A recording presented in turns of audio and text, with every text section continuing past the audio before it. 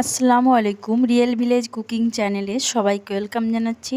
আজকে একটা নাস্তার রেসিপি বানিয়ে দেখাবো, স্ন্যাক্স রেসিপি, যেটা আপনারা বৃষ্টির দিনে বা বিকালবেলায় সস দিয়ে খেতে পারবেন, বাচ্চা থেকে বড় সকলেই। এখানে আমি আলু দিয়ে বানাবো। দুটো আলু নিয়ে নিয়েছি, ছালগুলো ছিলে ভালো করে ধুয়ে পরিষ্কার করে নিয়েছি।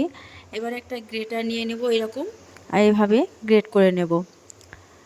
আপনারা চাইলে যে কোনো গ্রেটার হলেই হবে, আপনাদের পছন্দ অনুযায়ী। আমি এরকম একটা গ্রেটার নিয়েছি আর এইভাবে সরু সরু করে নিয়েছি, দেখুন এইরকম। এবার ভালো করে আমি ধুয়ে নেব। এই আলুর মধ্যে যে একটা কষ থাকে ওটা যেন চলে যায়, ভালো করে নিচড়ে ছেঁকে তুলে নিতে হবে। আলুর কষটা ভালো করে যেন চলে যায় সেইভাবে ধুয়ে নেব।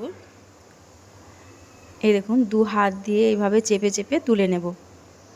এই দেখুন কতটা সুন্দর হয়েছে, দেখুন এইভাবে করে তুলে নিতে হবে।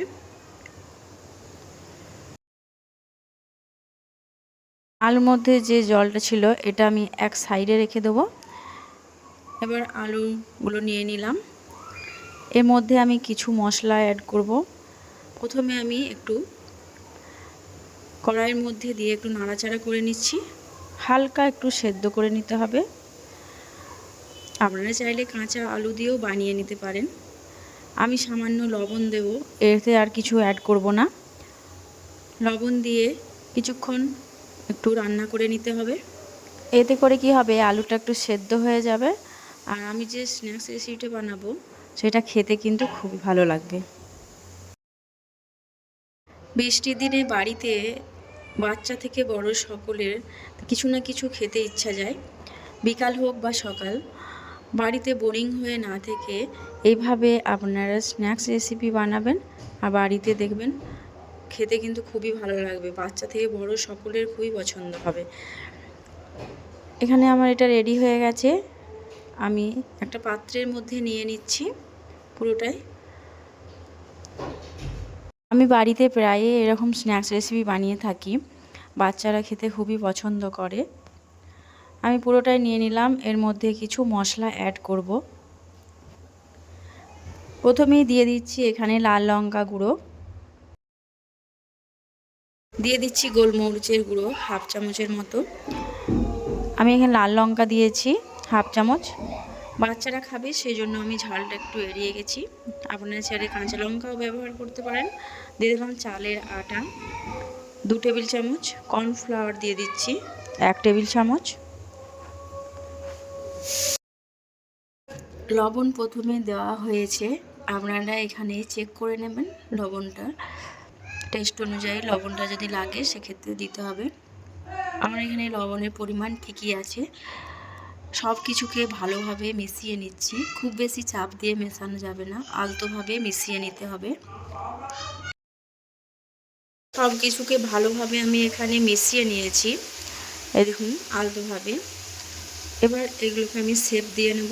তার জন্য একটা আমি এখানে পাত্র নিয়ে নিয়েছি আর আমি শেপ দিয়ে নিচ্ছি। সামান্য কিছুটা নিয়ে এইভাবে করে আমি শেপ দিয়ে নিচ্ছি। এই থালার মধ্যে দিয়ে দেবো, চারিপাশটা সমান করে দিচ্ছি। এর মধ্যে দিয়ে একটা চাকুর সাহায্যে আমি ভালো করে চাপ দিয়ে শেপটা ভালো করে নেব। এইভাবে করে, এই দেখুন এরকম করে, এতে করে শেপ ভালো আসে। একটা আমি রেডি করে নিয়েছি, ঠিক একই ভাগে বাকি যে কটা আছে সব কটাই আমি রেডি করে নেব। আবার কিছুটা পরিমাণ নিয়ে নিলাম। এবার একইভাবে আবারও শেপ দিয়ে নেব। এইগুলো বানাতে বেশি টাইম লাগে না, অল্প সময়ের মধ্যে হয়ে যায়। ঠিক একইভাবে আমি সব কটা বানিয়ে নিচ্ছি। এই দেখুন এখানে আমি সব কটা বানিয়ে নিয়েছি। পর্যায়ে কী করতে হবে, আমি নিয়ে নিয়েছি কর্নফ্লাওয়ার হাতের মধ্যে আর এরকম উপর থেকে ছিটিয়ে দিতে হবে।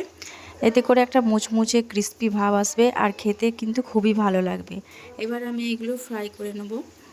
এখানে নিয়ে নিয়েছি সানফ্লাওয়ার তেল আর এর মধ্যে তেলটা গরম হয়ে এলে একে একে করে ভেজে নেব। খুব বেশি ফ্লেমে ভাজা যাবে না।